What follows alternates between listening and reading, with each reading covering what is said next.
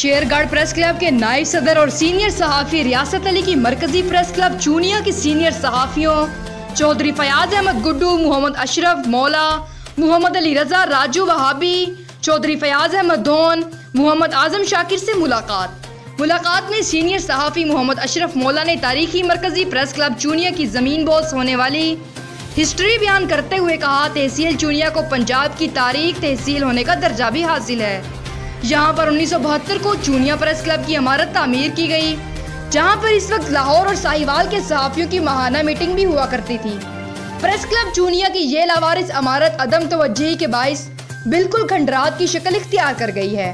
افسوس کہ اس press club پر نہ تو کسی مقامی انتظامیہ نے اور نہ ہی کسی سیاسی شخصیت نے مرکزی پریس کلب کی تعمیر و مرمت پر کوئی توجہ دی، لیکن پھر بھی چونیا کے صحافی دربدر ہو کر اپنی صحافتی سرگرمیوں کو جاری رکھے ہوئے ہیں، جس پر شیرگڑھ کے سینئر صحافی ریاست علی نے چونیا پریس کلب کی حالت ظاہر پر